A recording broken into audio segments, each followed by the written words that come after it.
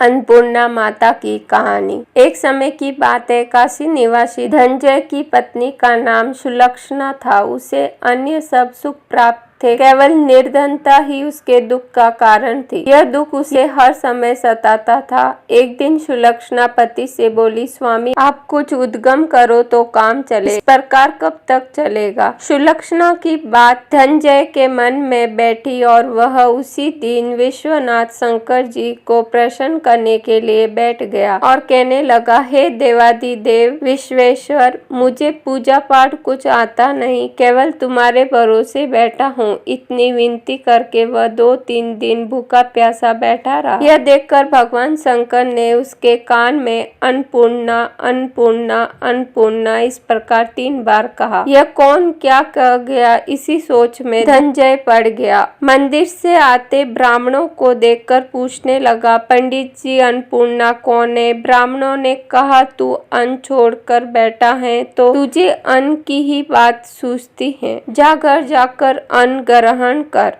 धनंजय घर गया, स्त्री से सारी बात कही। वह बोली, नाथ चिंता मत करो, स्वयं शंकर जी ने यह मंत्र दिया है, वे स्वयं ही खुलासा करेंगे, आप फिर जाकर उनकी आराधना करो। धनंजय फिर जैसा का तैसा पूजा पाठ में बैठ गया। रात्रि में शंकर जी ने आज्ञा दी, कहा तू पूर्व दिशा में चला जा।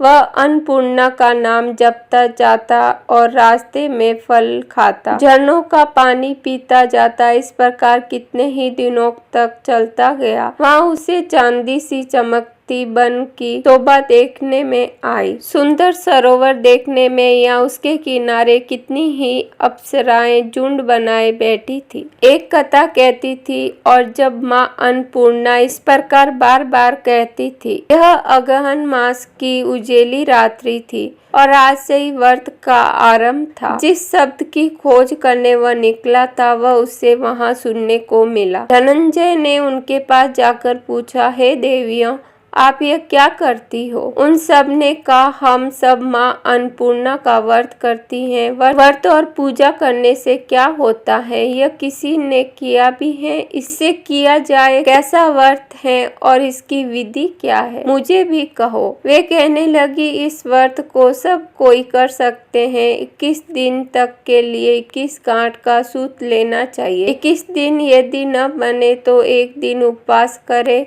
यह भी न बने तो केवल कथा सुनकर प्रसाद ले। निराहार रहकर कथा कहे। कथा सुनने वाला कोई न मिले तो पीपल के पत्तों को राख सुपारी या घृत कुमारी, वृक्ष के सामने दीपक को साक्षी कर सूर्य, गाय, तुलसी या महादेव को बिना कथा सुनाए मुख में दाना न डाले। यदि भूल से कुछ पड़ जाए तो एक दिवस फिर उपवास करे। व्रत के दिन क्रोध न करे और झूठ न बोले। धनंजय बोला, इस व्रत के करने से क्या होगा। वे कहने लगे, इसके करने से अंधों को नेत्र मिले, लूलों को हाथ मिले, निर्धन के घर धन आए, बांझ को संतान मिले, मूर्ख को विद्या आई। जो जिस कामना से व्रत करे माँ उसकी इच्छा पूरी करती है। वह कहने लगा, बहनों मेरे भी धन नहीं है, विद्या नहीं है, कुछ भी तो नहीं है, मैं तो दुखिया ब्राह्मण हूँ, मुझे इस व्रत का सूत दोगी। हाँ भाई, तेरा कल्याण हो, तुझे देंगे, ले इस व्रत का मंगल सूत ले। धनंजय ने व्रत किया। व्रत पूरा हुआ तभी सरोवर में से 21 खंड की स्वर्ण सीढ़ी हीरा मोती जड़ी हुई प्रकट हुई। धनंजय जय अन्नपूर्णा अन्नपूर्णा कहता जाता था। इस प्रकार कितनी ही सीढ़ियां उतर गया तो क्या देखता है कि करोड़ों सूर्यों से प्रकाशमान अन्नपूर्णा का मंदिर है। उसके सामने स्वर्ण सिंहासन पर माता अन्नपूर्णा विराजमान है।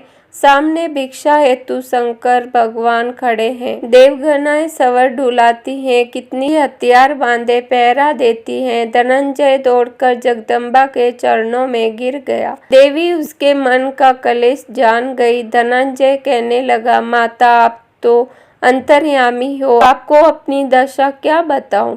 माता बोली, मेरा व्रत किया है, जा संसार तेरा सत्कार करेगा। माता ने धनंजय की जीवा पर बीज मंत्र लिख दिया। अब तो उसके रोम रोम में विद्या प्रकट हो गई। इतने में ही क्या देखता है कि वह काशी विश्वनाथ के मंदिर में खड़ा है। माँ का वरदान ले धनंजय घर आया, सुलक्षणा से सब बात कही। माता जी की कृपा से उसके घर में संपत्ति उमड़ने लगी। छोटा सा घर बहुत बड़ा गिना जाने लगा। जैसे शहद के छत्ते में मक्खियाँ जमा होती हैं, उसी प्रकार अनेक सगे संबंधी आकर उसकी बड़ाई करने लगे। कहने लगे, इतना धन और इतना बड़ा घर, सुंदर संतान नहीं तो इस कमाई का कौन भोग करेगा। सुलक्षणा से संतान नहीं है, इसीलिए तुम दूसरा विवाह करो। अनिशा होते हुए भी धनंजय को दूसरा विवाह करना पड़ा और सती सुलक्षणा को सौत का दुख उठाना पड़ा। इस प्रकार दिन बीतते गए। फिर अंगहन मास आया। नए बंधे पति से सुलक्षणा ने कहलाया कि हम व्रत के प्रभाव से सुखी हुए हैं, इस कारण यह व्रत छोड़ना नहीं चाहिए। यह माता जी का प्रताप है जो हम इतने प्रसन्न और सुखी हैं। सुलक्षणा की बात सुन धनंजय उसके यहाँ आया और व्रत में बैठ गया। नई बहू को इस व्रत की खबर नहीं थी। वह धनंजय के आने की राह देख रही थी। दिन बीतते गए और व्रत पूर्ण होने में 3 दिवस बाकी थे कि नई बहू को खबर पड़ी। उसके मन में ईर्ष्या की ज्वाला दहक रही थी। सुलक्षणा के घर आ पहुंची और उसने वहां भगदड़ मचा दी। वह धनंजय को अपने साथ ले गई। नए घर में धनंजय को थोड़ी देर के लिए इंद्रा ने आ दबाया। इसी समय नई बहू ने उसका व्रत का सूत तोड़कर आग में फेंक दिया। अब तो माता का कोप जाग गया। घर में अकस्मात आग लग गई। सब कुछ जलकर खाक हो गया। सुलक्षणा जान गई और पति को फिर से अपने घर ले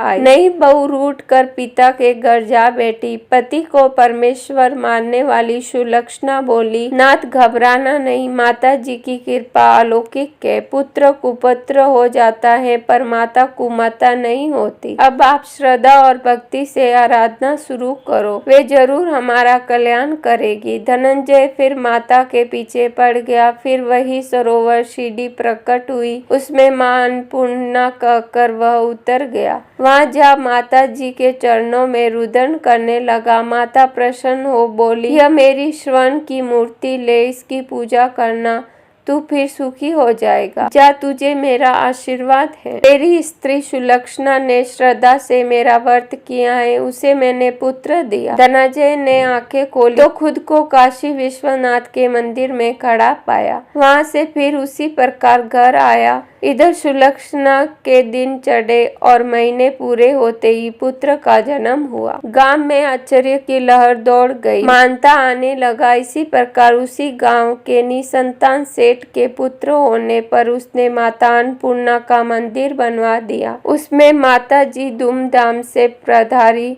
यज्ञ किया और धनंजय को मंदिर के आचार्य का पद दे दिया। जीविका के लिए मंदिर की दक्षिणा और रहने के लिए बड़ा सुंदर सा भवन दिया। धनंजय स्त्री पुत्र सहित वहां रहने लगा। माता जी की के चढ़ावे में भरपूर आमदनी होने लगी। उधर नई बहू के पिता के घर डाका पड़ा, सब लूट गया। वे भीख मांग कर पेट भरने लगे। सुलक्षणा ने यह सुना तो उन्हें बुला भेजा, अलग घर में रख लिया और उनके अन्न वस्त्र का प्रबंध किया। धनंजय, सुलक्षणा और उसका पुत्र माता जी की कृपा से आनंद में रहने लगे। माता जी ने जैसे इनके भंडार भरे वैसे ही सबके भरना। जय मां अन्नपूर्णा की। यदि माता अन्नपूर्णा की कहानी आपको ये कहानी जरूर पसंद आई होगी। धन्यवाद।